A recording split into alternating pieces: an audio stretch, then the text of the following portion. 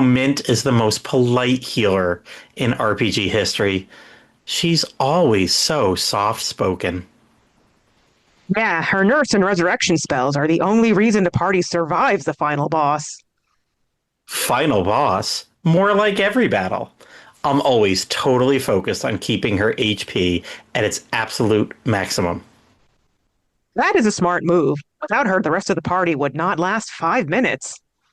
Exactly. Even the smallest scratch is met with an immediate high tier healing item or full recovery spell. That seems a bit obsessive. No, no, no, no. My priority is keeping her in mint condition.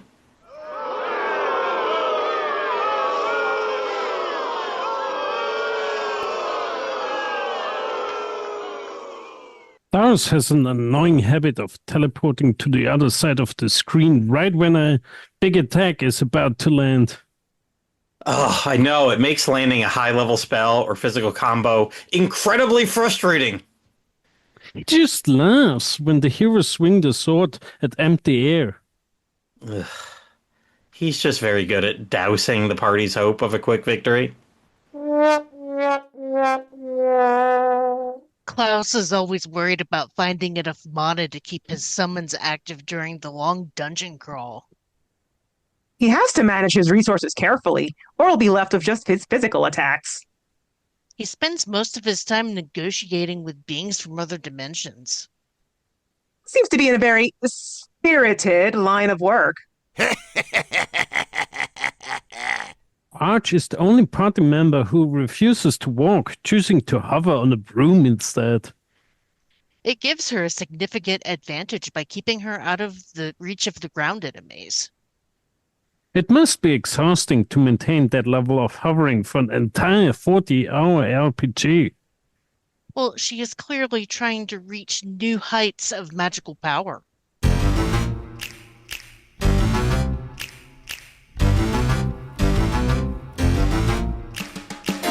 They're silly and they're goofy, mysterious and spoofy. Camco makes them loopy, the Backtrack family. Their podcast is a blast, talk games from the past. They break down every class, the Backtrack family. Beat. Defeat. Complete. They trash things they abhor, and praise things they adore. They never are a bore, the Backtrack family.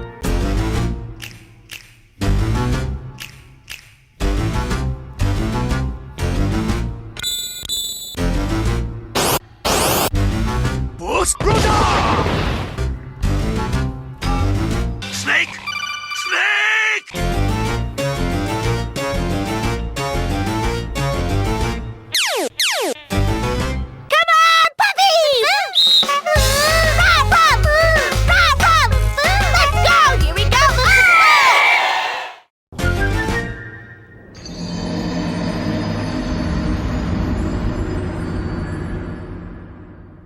Hello and welcome to RPG Backtrack, your regular deep dive into your favorite RPGs. We are a production of RPGamer.com, bringing you such fine podcasts like RPG Cast, your weekly RPG news show, Q&A Quest, your weekly RPG feedback show, and us, your bi-weekly RPG nostalgia show. I am your host, Kelly Ryan, and with me, as always, my podcast partner in crime, the Cress to my mint, Mr. Matt Mason. I mean, I am a nutrient dense, peppery aquatic green plant from the mustard family, just like watercress. Yeah, nailed it. See, I was Nope. today years Nope. old when I learned that that cress was meant to be based off of watercress. I know, me too. Thank you, Cassandra. Cress mint, it fits. That's very true. Yeah. And joining us to celebrate this belated 30th birthday, we've got Cassandra Ramos. Hello, everybody. And from our stream team, Leogrim. Hi. And a little bit belated because it was actually in December, but we already had our schedule full then. But we are now celebrating the 30th anniversary of the release of the original Tales of Phantasia. Whoop, whoop. And the series as a whole by, association. Yeah. Yeah. because I remember this was one of those fan translations that, or one of the first fan translations that I remember that was kind of a huge deal. At least in my inner circle. I don't know about you guys. I mean, I've heard a lot about it. I never played it, but I've heard a lot about it, especially how they spiced up the translation. Yeah. Oh, we'll get into that.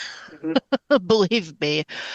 But I feel like one of the most revolutionary RPGs to come out at the time. I feel like it kind of changed how we looked at combat in RPGs, and it had such a deep story. Long one too, and it's kind of crazy because it apparently started life as an unpublished novel written by Yoshinari Gotanda, the lead programmer of the game, and they had to cut that down a lot to get it to fit into a video game. Yeah, I didn't know that bit either. So, learning all sorts of things about this series, or this game in particular, this week. Mhm. Did you have anything to add, Leogrim? I don't have the same nostalgia for it because like my first moment with the game is through the GBA. I know that like in my times when I played like basically every GBA game under the sun, I played it a little. I was like, this combat is a bit rough on the GBA compared to like other titles. But like I'm coming now back to it and like I'm finding my way through. Like I still prefer some other franchises more, even in the same style of combat. But like I'm having my time.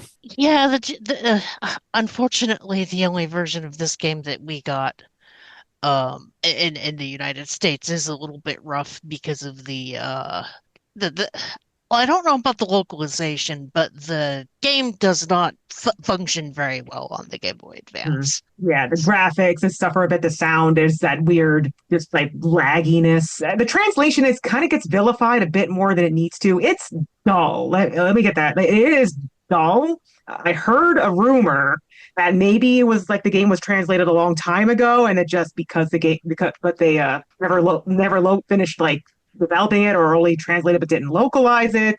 And so it's been sitting in the wings until the GBA version came out. Maybe there, I mean, yes, there's that one weird mistake where somebody autocorrected Ragnarok to kangaroo, but that's really the only glaring issue.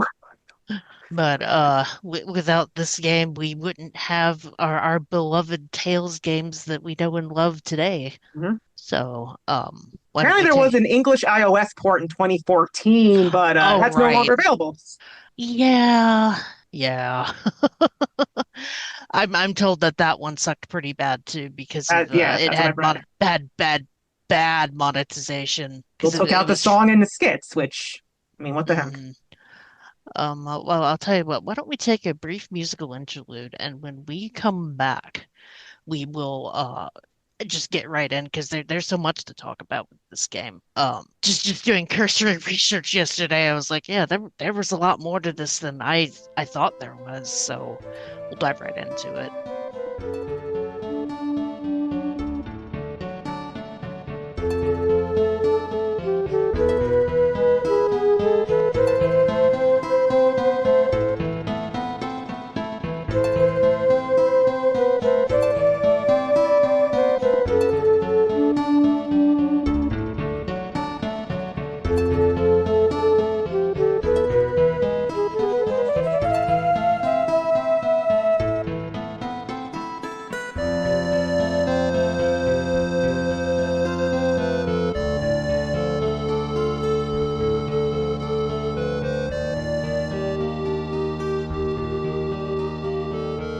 And welcome back to RPG Backtrack, where we are talking about Tales of Phantasia, released for the Super Famicom on December 15th, 1995.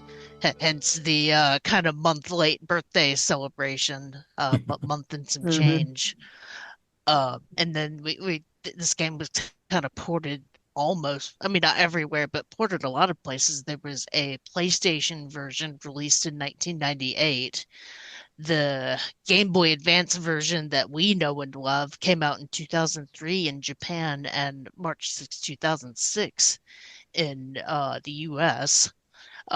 That mobile version you were talking about uh came out on March 17th, 2010, and January 23rd, 2014 here.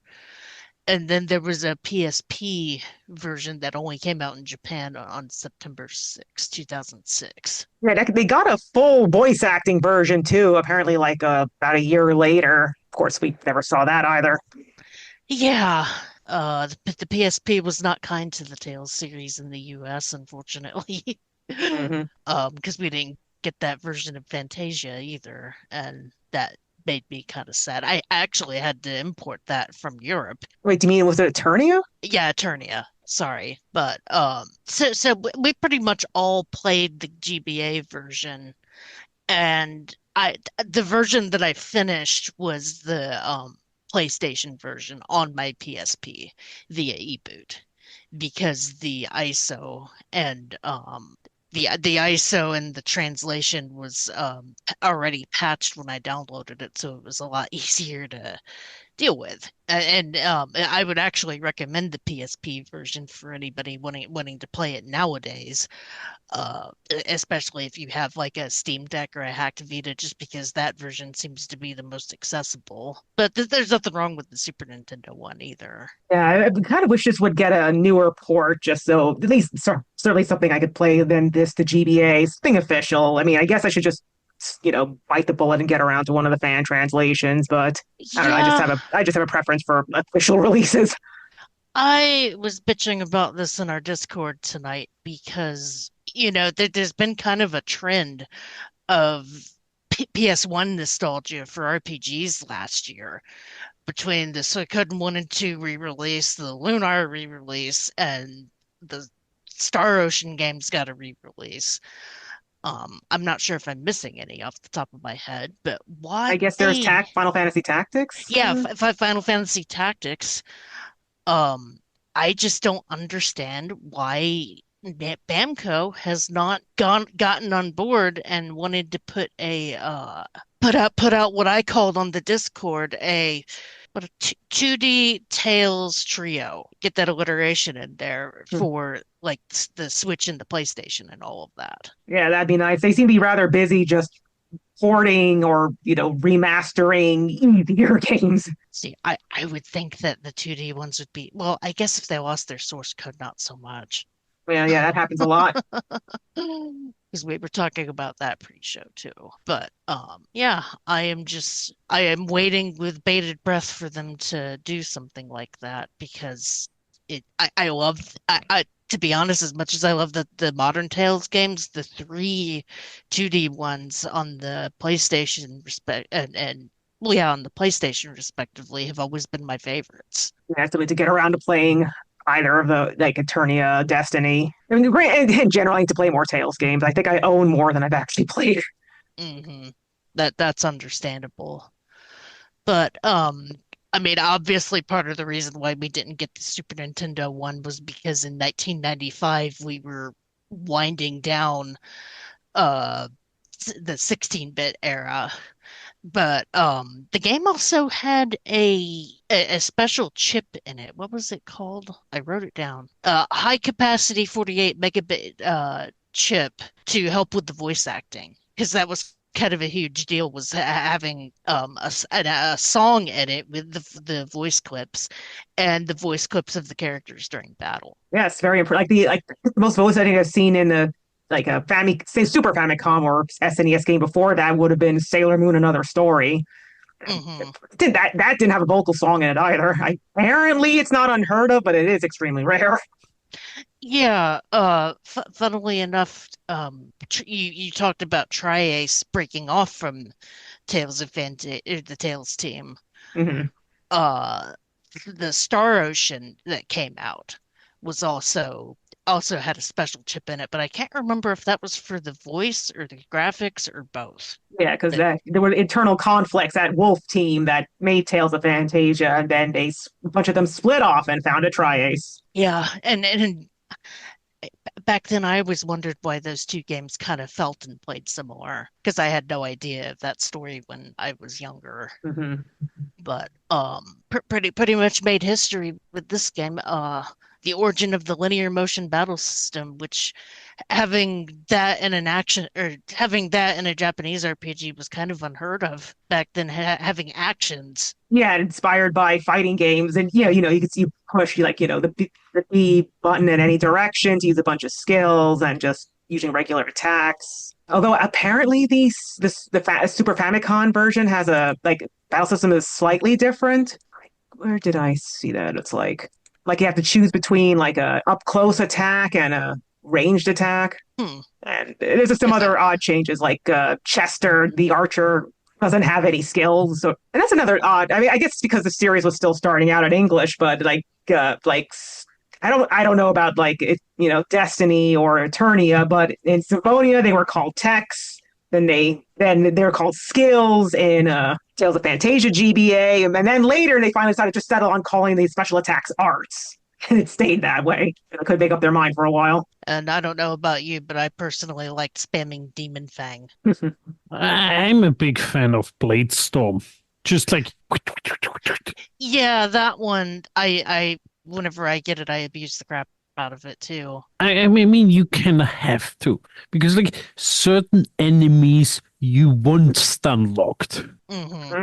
If you ever see a caster, that one gets stun locked. Or you guys remember basilisks? Oh, Hey, yeah. I'm yeah, shooting those a guys are- beam. Your team is stoned. I mean, there's a chance they won't get stoned, but I mean, why take that risk? Although, if you have Arch in the party, she's like floating above the bean and can kind of take them out that way. Yeah, I usually had like accessory that like protected Mint, and if Mint is protected from getting turned to stone, she could unstone everyone else. Mhm. However, if she gets turned to stone, you're out of luck. Or at least I think so. Is there Yeah, not any gold needles or the equivalent of gold needles? There doesn't seem to be any items. There is a remedy item, but like I didn't even figure out that was like a status heal item. Oh no! That was the revive.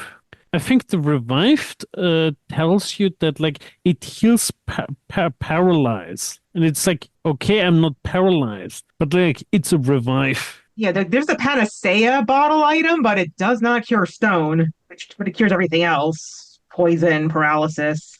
Yeah, Basilisk is like the nightmare enemy. The enemy you see and you're like, not again.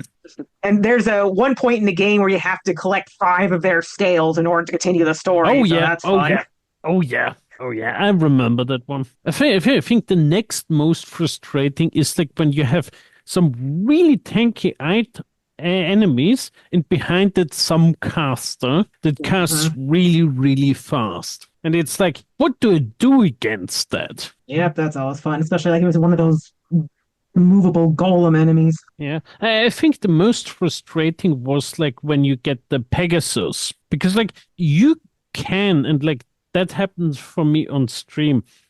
You save before that, and you're kind of locked into that. Like you can't go anywhere to like level up. So like if you're too weak for the in-air fight and the boss that comes, you're out of luck, and like you only have like 2 characters for those fights. And Cress can't use skills. It's really weird. Yep, kind of annoying. I mean, riding on Pegasus is kind of fun, but when all you're doing is just slashing down his Gungnir spear, it's a little repetitive. Yeah, you basically do just auto attacks during the whole fight and tell Arch, who's following you, to cast like her magic. I think I got through it because I gave Arch something that she could cast faster.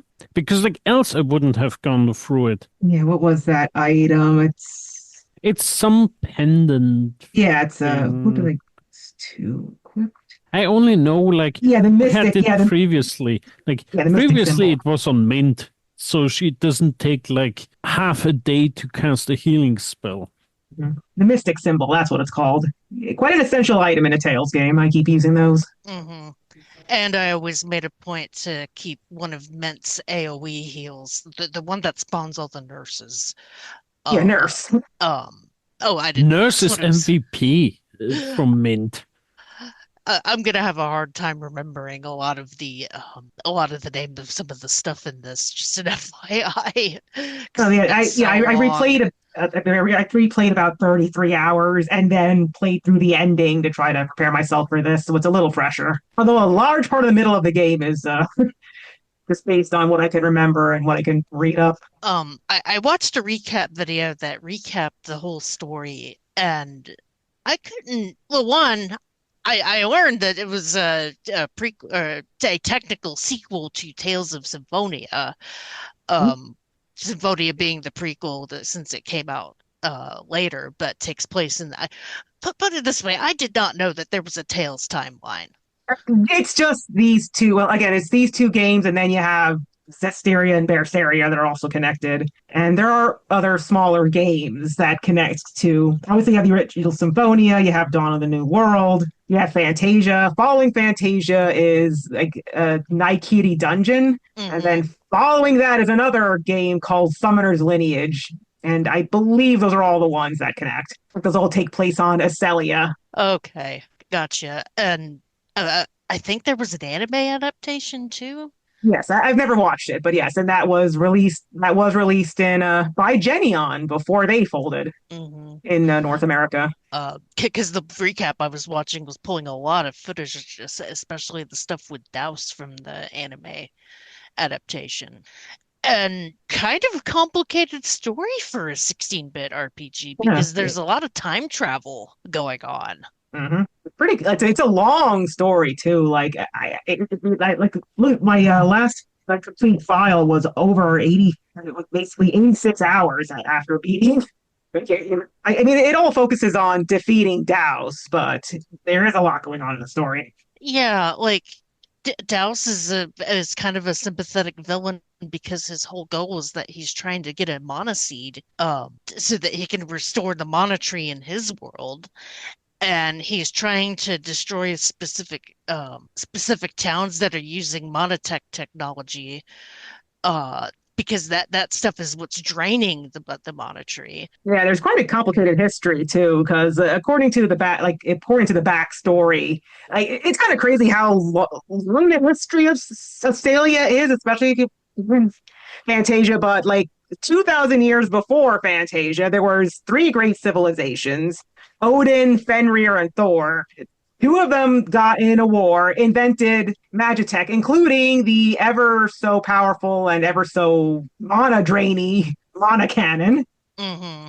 They fired it a few times and it nearly killed the tree, but then Comet came and destroyed one of the cities, and then it ended the war. And so Yggdrasil was trying to heal from that, and then like 2,000 years later, they reinvented the mana cannon, and whoops, that killed off Yggdrasil. Hence the Yeah. time traveling, because you're trying to go before Yggdrasil's completely killed off in Hmm. order to maybe get the mana seed. And of course, Douse is really not liking Magitech because Magitech was also what caused his world's tree to wither and die. Hmm.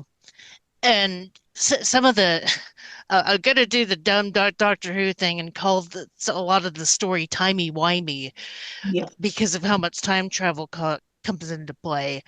Because it starts out in the past, and in order to escape defeat from the four heroes, Douse goes into the future 87 years, and the heroes are waiting for him at that point, 87 years in the future, and seal him away using two pendants. And then 10 years later, somebody's trying to use those two pendants. Let me back that up. Cress, the main character, has one of the pendants, and then somebody from another city has the other pendant, and a soldier named Mars is destroying villages trying to get to two pendants. He eventually does, unseals Douse, and just as Douse is getting ready to wreak havoc, I think the name is Miguel, who's a descendant of one of the four heroes that was originally set to beat Douse. He sends Cress and Mint back in time, a no, hundred that years. Miguel's is Cress's father. That was Okay, Morrison was the guy that sent him Morrison, back in right, time using right. magic. There's no. I mean, there's Yeah. magic technology, but it's specifically a spell that can travel through time. Yeah.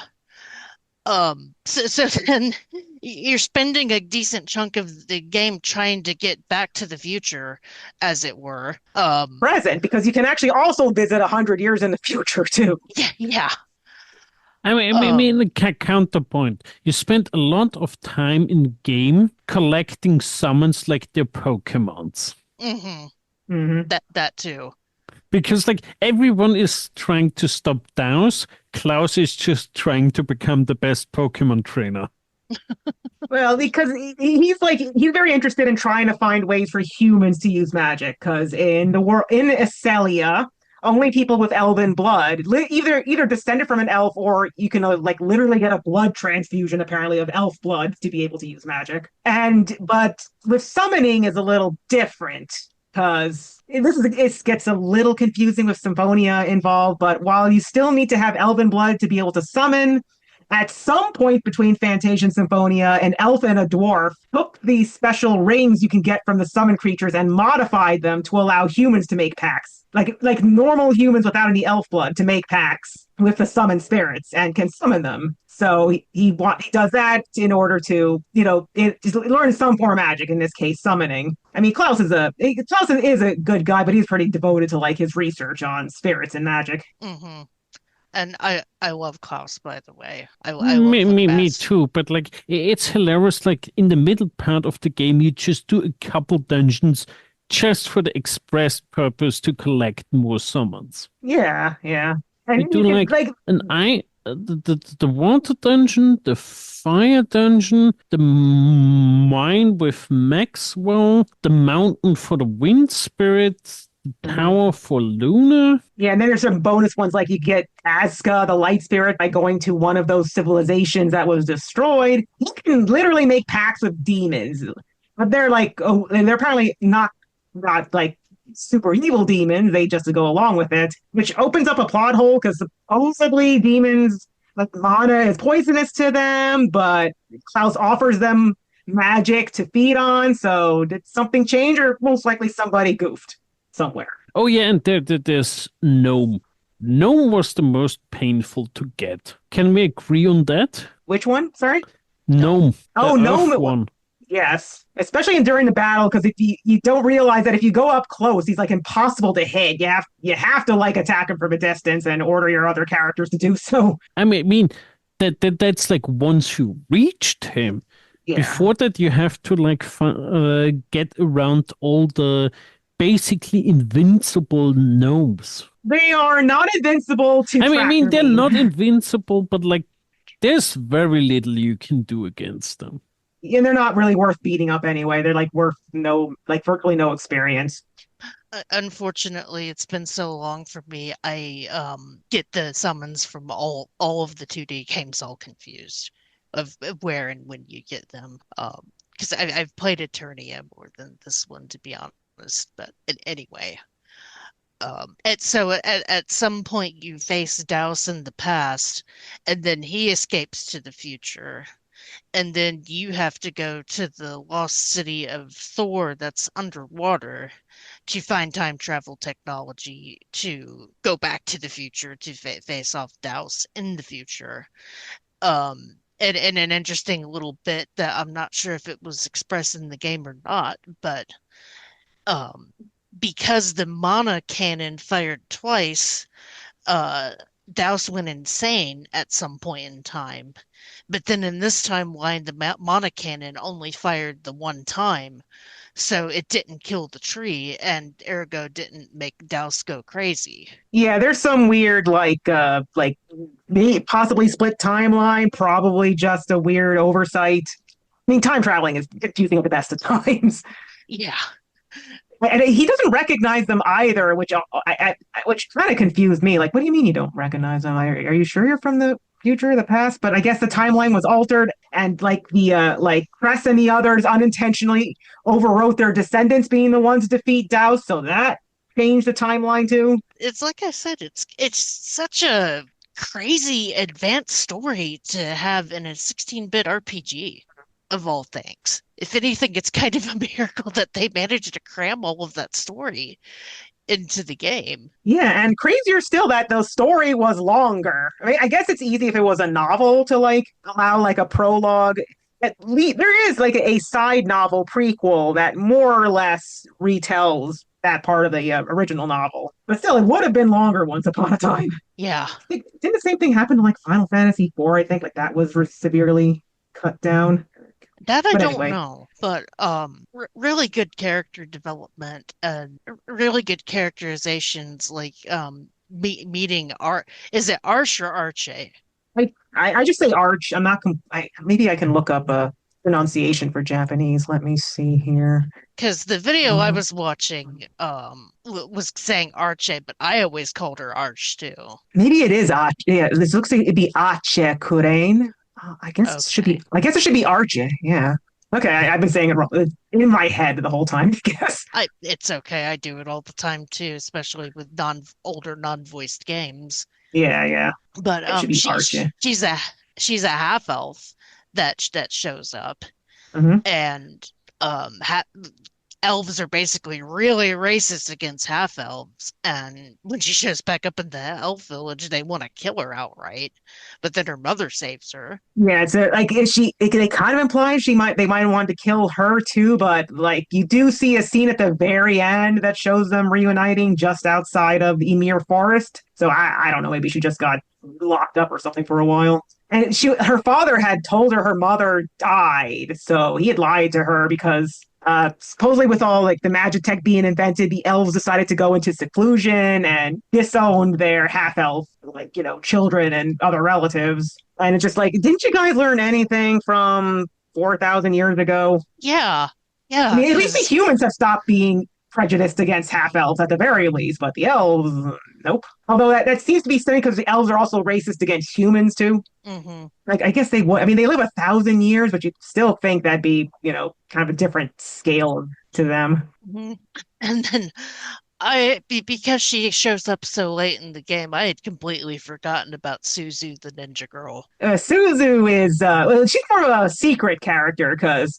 Okay. the ability to recruit her is actually kind of complicated. I don't remember it all, but I know it involves like finding the village and eventually going to like the arena and fighting her brainwashed parents. And her And brainwashed parents kill each other. yeah, and like she was originally just an NPC in the Super Famicom version. Okay, so Yeah, she's she's a bonus specifically character. gotcha. Okay. In all subsequent versions, she's a bonus character. And here's it's kind of a fun thing for like you're a longtime fans of Tales. Her last name is Fujibayashi, which she shares with Sheena from Tales of Symphonia. I mean, they're probably related, but of course, that's just 4,000 years at that point. It's way too diluted, but it's still interesting. Although, if you were ever in the Symphonia shipping scene, both fans of Sheena and Lloyd and Colette and Lloyd. No, actually, no, it's Sheena and Lloyd and Sheena and Zelos kind of claim she supports one of their pairings based on hair color alone, which it doesn't even match any of them. So, what are you guys doing? Dear God, that takes me back. It just goes to show how kind of old I feel Hmm. because I had marathoned the series back in 2000. I want to say 2010, and I can't remember. I think it was before Zillia came out on the PlayStation 3. I had pretty much played every game in the series up until that point, and I cannot remember half of it now and what happens when and all of that. Okay. I'm sorry. Did you say something before? Sorry, guys. Somebody was Sorry, at my door. sorry. No, I had marathoned the Tales series back in 2010 before not Zillia. What was the first one for the PS3? Was it Zillia? Vesperia? Yeah, Vesperia. I mean, I guess we never got that one, but Yeah. No, yeah, you're right. So I think it was the first Zillia. maybe it was. Because at that point I had had my PSP and was using that to play a lot of the three 2D games, and then hooked up my GameCube and played through Symphonia again, and then I, at some point had played did Abyss and not Tempest, whatever that Legendia, which that one was a slog to get through. I don't have the stamina to do game marathons like I did back then. Yeah, even I try to like stick to playing games in the series like once per year if I can manage. Like I'm still making my way slowly through like the early Dragon Quests. I'm up to six, which I hear is kind of a slog. For me, it's Dragon. the Trails games. It's like every year I manage maybe one Trails games and they bring out four new ones. Um, so we talked about we kind of I very briefly touched on the story. There was so much more to it than that. Like I said, the time travel stuff felt like that they put a lot of thought into it, and yet not some thought because it should have split the timeline and it didn't, like you It said. might have. I mean, it depends on how you interpret it. It could be a depends on how you interpret it, I guess. Like it's confusing. Yeah. Had a really awesome soundtrack. Oh yeah, like even on the tiny, teeny, not very good GBA sound system and speaker, like I still love listening to Fighting of the Spirit. Fantastic little song. Like makes you really look forward to fighting the summon spirits. And the release of the GBA version in the US collated with the deal to make Symphonia a GameCube exclusive at the time. I imagine I imagine Symphonia's success was what led the GBA version to be picked up. Like, it did take them like a few years, and that didn't come out until after Symphonia's release in North America. Hmm And that like, that was a tidbit I didn't know until my research this week, which I thought was interesting. you think they do a better job of trying to like keep things consistent, but again, I pointed out like the difference between skills and techs, and like Darius Carlon is the home world of Daos. In like the actual GBA, like the English script says, calls it Darius Karan. Like you couldn't keep that consistent, guys, really. Hmm. And it's supposed to be the same world, the same. It's like a large comet that can have like that has life on it because of the monetary and things like that. I mean, I guess everything else is relatively consistent, but yeah, I thought that was just a funny little oversight. Darius Karan instead of Carlon.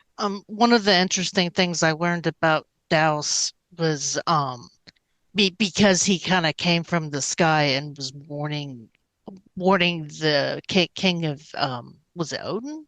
One of the major Magitech empires, warning the king about the disaster that was coming if they used too much mana. That's why he got called the Demon King.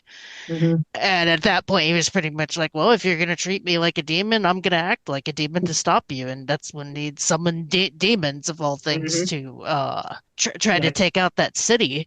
yeah, then let me be evil.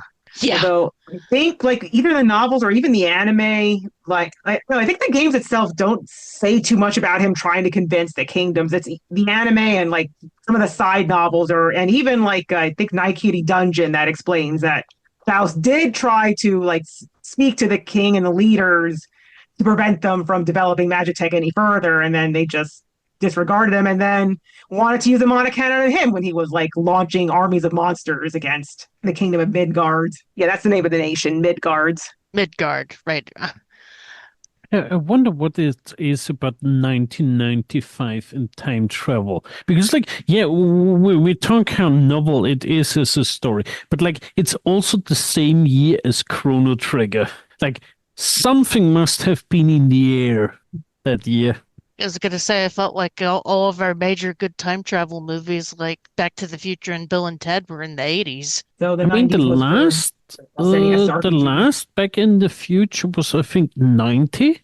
So, like, not that far away because, like, you have to think, like, games take a while. So, like, maybe they just looked at, like, how good Back to the Future was going and were like, maybe we can do something with that. But, like, that's poor speculation. And yeah, I never thought about it before that two time travel games came out at In the the same exact year. same year. Hmm. Granted, we didn't see one of those, Yeah, so yeah, yeah.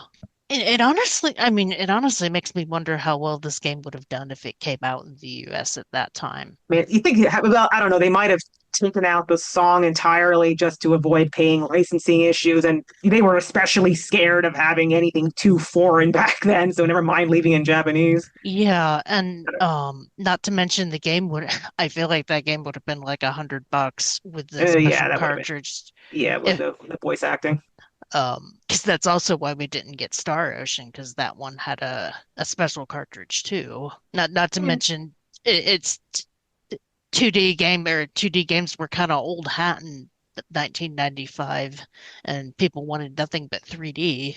Hmm. We got Suikoden at some point that year, or around that time, not 1995. I felt I felt like my favorite PlayStation RPGs were the 2D ones. Like even Wild Arms, even though the battle system was 3D. Yeah, don't know about consoles, but like on PC, it was like around 97, 98, I would say, where like 3D just took off. Yeah, because that's when graphics cards started getting somewhat affordable. Among other things, like I think, when was it? DirectX, like that was a big one. DirectX came out. When did that release? It was like 90. It was, I think, 95. Yep, 95. But like a lot of stuff happened for PC specifically that just changed the landscape. And unfortunately, I did not have, or my first PC was pretty janky back then. So I didn't have a graphics card. I don't think I got a PC with a graphics card until the 2000s. We had one only because like both parents worked on PCs. So it was like, yeah, it was already around. Okay. On the other hand, my parents were like, oh yeah, we can't give our children consoles, then they just play video games, and that's gonna ruin them. No, my parents knew that they could control me pretty well if they threatened to take my video games away. That was my lifeblood. Yeah, my parents tried different things. Like at some point, they just took the physical tower away just to realize that it's really, really hard to do school homework without a PC present. Oh, I'm glad you brought up the PC because that was one of my first experiences with this game was the playing the Super Nintendo version on an emulator and kind of talking about the fan translations. I know the first really famous one. I don't want to say the name of the fan translation Yeah. group. Uh, it's on romhacking.net. Look it up. But I believe that was the one that had the more spicy dialogue. Yes, they definitely they punched it up and made it a bit more lewd. Perhaps most famously, you had there's a point where they're on a ship, Arch dozes off, and in original Japanese and the GBA version, she just says things like, "Oh, Cress, we shouldn't." But the that fan translation makes it far more explicit that she's doing certain things with Cress in her dreams. Yeah, I saw that screenshot floating around before I ever played the game, and I thought Arsh was a dude. Little do I know that it's a little girl, which just kind of made that part even more gross, I mean, if you she's ask. 17, so yeah. Okay. She's 17? Yeah. I I mean, thought she's a she was half elf, so maybe I think they grow a little more slowly. She is a half elf after all. But yeah, age wise, she's 17. I think Cress is younger than her at 15. But yeah, and there's also a point where like Klaus asks, like like asks Cress, like, oh, which one of these two girls do you like more? But he says something very off color to her in the fan translation about her. Yeah, the PlayStation 1 toned a lot of that stuff down and Mhm. also made it more consistent for games that had come out since Oh, Cress is well 17. Okay. since Symphonia at least. Hang on, I'm seeing when the PlayStation 1 came out. Sorry, I'm having trouble finding the PlayStation version on romhacking.net. 2007 is when the PlayStation version came out, so Symphonia had long since been released. Yeah, that was 2004 in North America. So I'd recommend that version.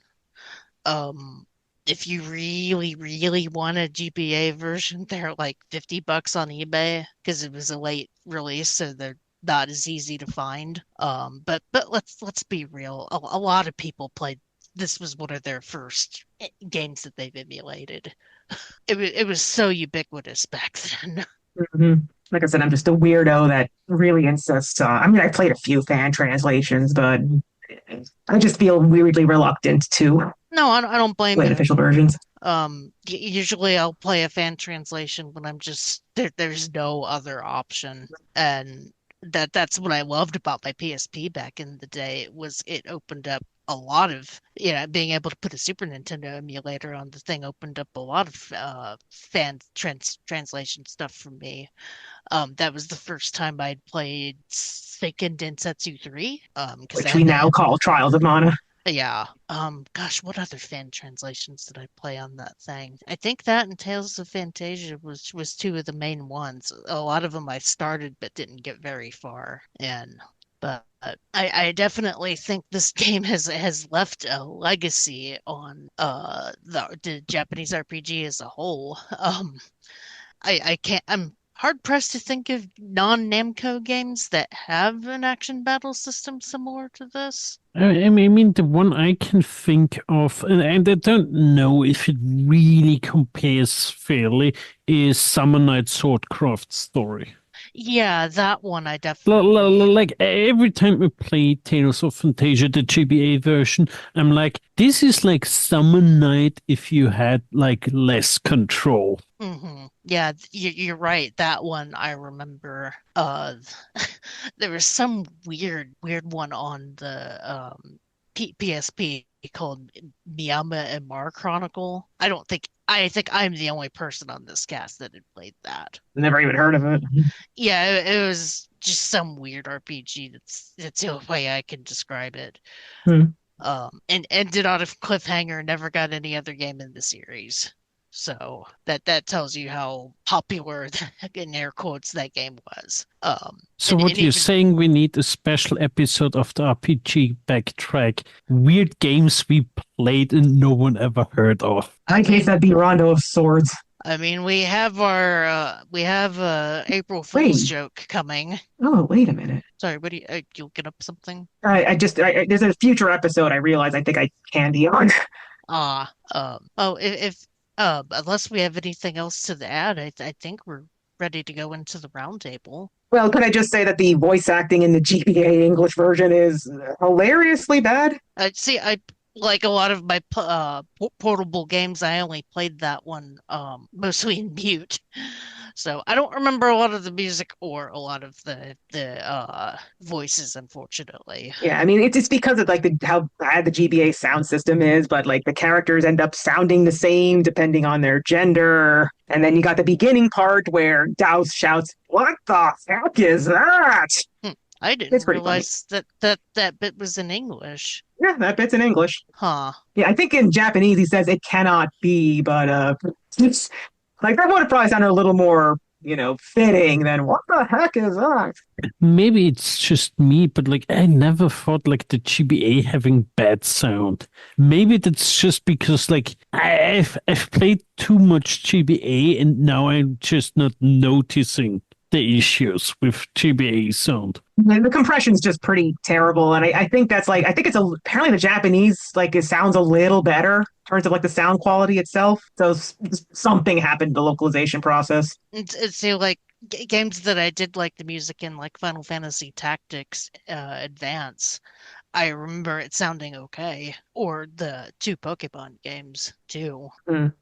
Oh, Golden Sun. Golden Sun has amazing music.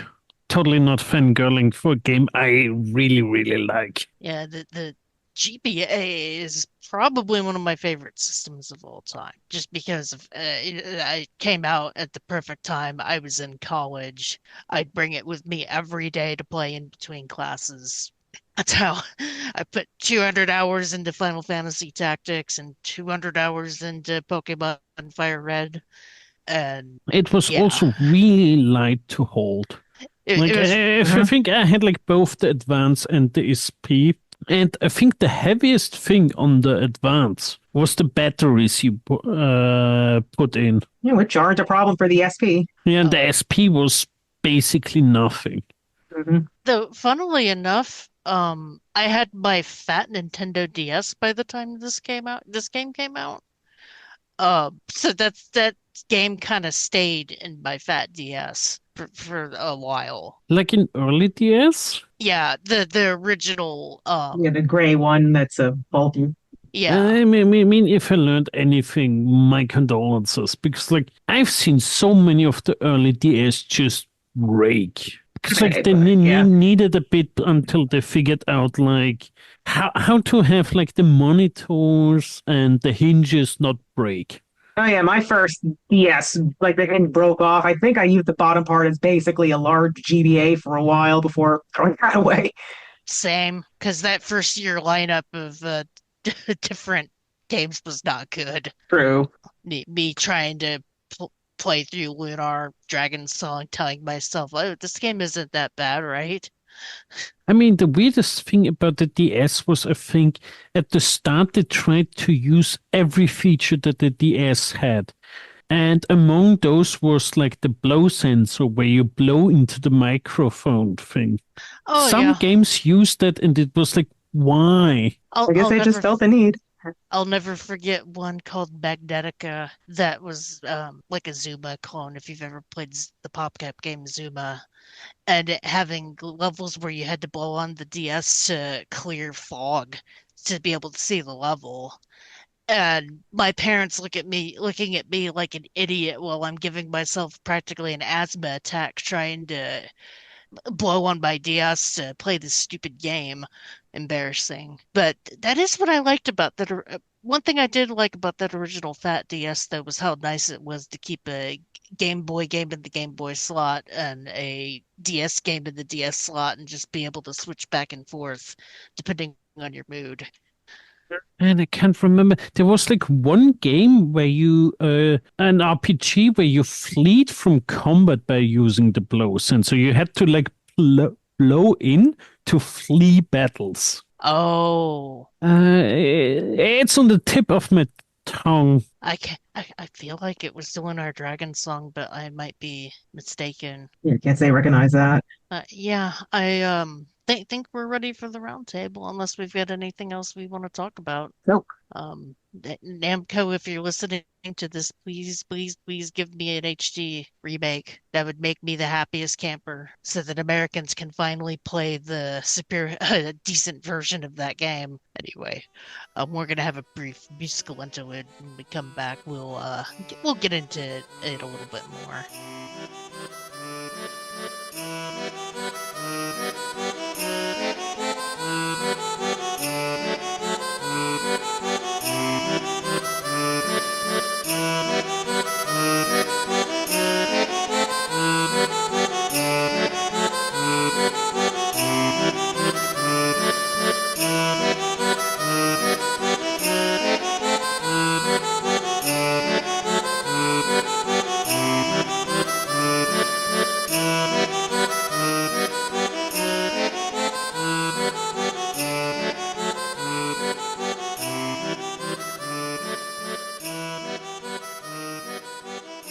And welcome back to RPG Backtrack, where we are talking about Tales of Phantasia.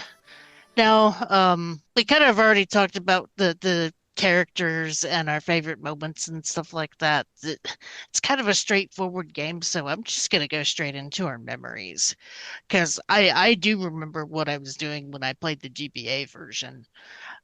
It's a very specific memory. I don't know about anybody else. That's something I can recount. Go for it. Okay, so I mean, I at least for the first time I played it, I definitely remember playing it during my first few years of college. So I likely played that on the train to and from there. What I just remember though was my second playthrough because many years ago, is what I think this was might have been 2010 when the RPGamer forums were still up. Uh, every year they would try to do like a year of gaming. There was a year of Final Fantasy, one year, and then another year was a year of Tales games. I only had the three at the time, Fantasia, Symphonia, and Symphonia Dawn of the New World. So I had fun replaying Tales of Phantasia again. And even though it was a repeat play, I still spent over 80 hours on that game. It was just kind of fun playing it along with everybody else on the forum. It's awesome. Leogrim, what about you? I mean, for me, it's not really memories, since I am streaming it as part of my GBA wheel, where I go through different GBA RPGs. So, like, my memory is a bit closer to home, as I played it just last year, and it definitely feels weird to play like an older game nowadays, especially if you then compare to new ones. And how did it impact me? It confused me at times. I think I rarely have an RPG that like I want to play, but like I sometimes lose the story, like I lose keys. But like it's nice seeing like the early days of the Tales games. Hope that it does it for memories. Excellent.